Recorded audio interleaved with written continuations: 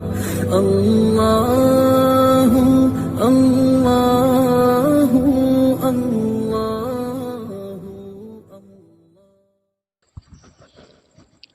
حضرت فضل علی قریشی رحمۃ اللہ علیہ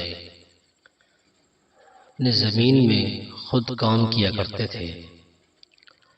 اور ہر وقت باوضو رہتے تھے اور اپنے تمام متعلقین کو باوضو رہنے کی تلقین فرمایا کرتے تھے۔ ایک دفعہ حضرت نے کھانا لا کر اپنے خانقاہ میں سالکین کے سامنے رکھا اور فرمانے لگے، اے فقیرو، کیونکہ حضرت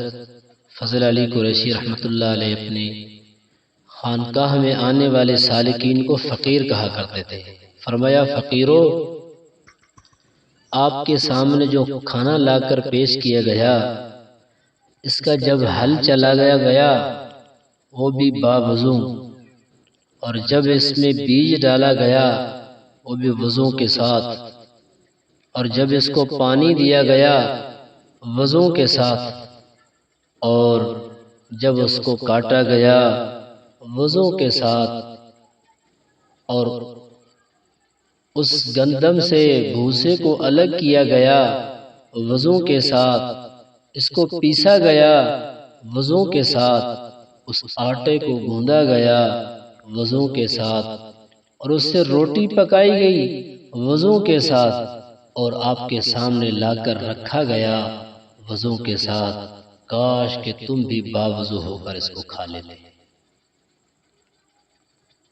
ہمارے اکابر اس قدر باوضو رہتے تھے اور اپنے متعلقین کو اس کے بارے میں فرمایا کرتے تھے۔ تو معزز سامعین، ہمیں بھی چاہیے کہ ہم بھی ہر وقت باوضو رہنے کی کوشش کر رہے ہیں، اس سے بہت بڑی برکت ہوتی ہے۔ اللہ تعالی ہمیں باوضو رہنے کی توفیق عطا فرمائے۔